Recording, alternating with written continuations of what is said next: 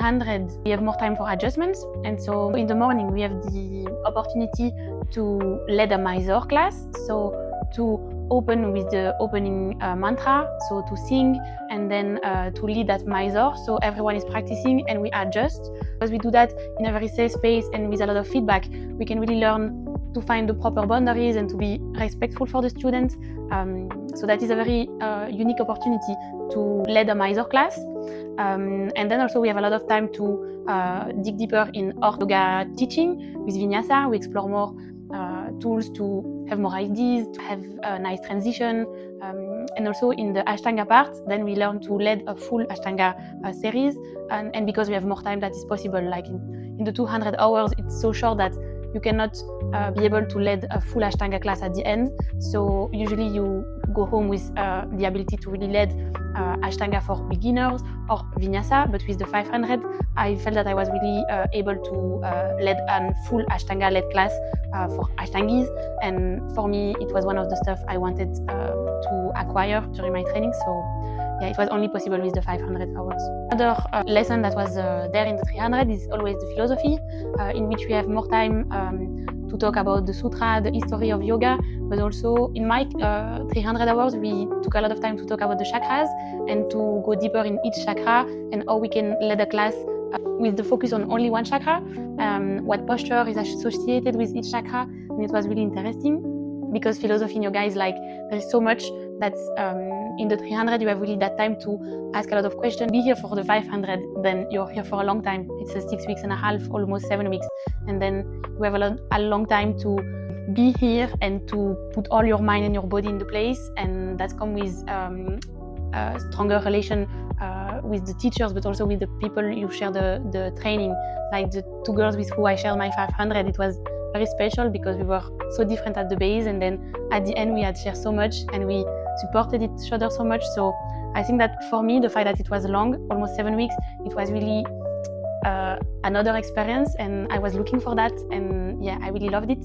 And yeah, and also to be like, other people take care of me for 7 weeks, like Ricky the chef, he cooks for us every day. I was like in this little bubble of love and care, and for me it was a moment of life where you can really just disconnect about that part because other people are putting you in this little bubble, and then so you can really focus on your yoga practice, and then you, as Amelia said, you just leave the nest and you fly with all that things that you have been given, and that is beautiful with the training. It's like a special moment in your life, and then you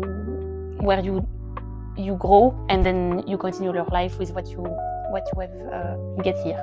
So yeah, that's my experience here in Nidum, and it was a really nice one.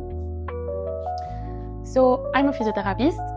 I've been working in a lot of different fields, but mainly I'm specialized in manual therapy. I work with musculoskeletal problems, and I came here in Nidum for my practice because I love Ashtanga. I've been practicing Ashtanga for more than a year now, and I wanted to get deeper in that practice. So for me, the fact to come here in the training, it was really led by my body and my practice.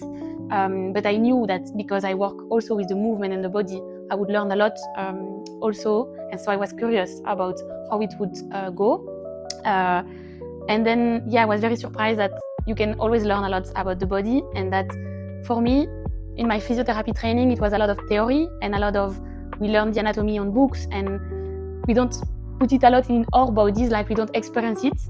We study a lot, and we study a lot on the other, but we don't study a lot on ourselves. And for me, that was really helpful in my understanding of the body, to learning more on myself and more on how I move, how I feel the postures, and how the movement every day can really make me feel better. So I feel like it's a bit weird, but to put it back in my body and the awareness of how I feel every day, and when I go on the mat, how is it today? Do I want to practice at 80% or at 40%? Like, it's stuff we used to say to our patient, but sometimes we are a bit disconnected to what it means and what it is to be in a body that doesn't feel good every day. So I think that my yoga training helped me to have a deeper connection to my body and my awareness, and that is really rich for my physiotherapy practice because it gives me a better understanding of my patient, and also just to better understand the yoga practice and to know more about it, it gives me another tool to help my patient, and it's a lot of inspiration. And also I think it's not like there is different ways of thinking, like there is the yoga, there is the physiotherapy, there is a lot of different tools. I think all of them, they merge together, and it's like really helpful to learn about different visions of the body, different spiritualities on the body, because then we can be a vision whole of the body. And yeah, I'm not sure if it's super clear how I explained it, but for me it just makes a lot of sense to be curious about others' way of thinking and not to be stuck in one way, because then our practice, and when we heal other people, well, when we try to heal other people, we have more confidence. And yeah, for me it just had made a lot of sense. And also my training here just really helped me also to be confident in what I already knew, and in the fact that I can be a good physiotherapist. Like, yeah, it helped me in my healer identity and my healer self-esteem, to get deeper in my yoga practice. So that's, yeah, altogether it's for me it's helped me to grow as a healer. And yeah, it's the professional path but also the personal path, and altogether it's always linked. So yeah.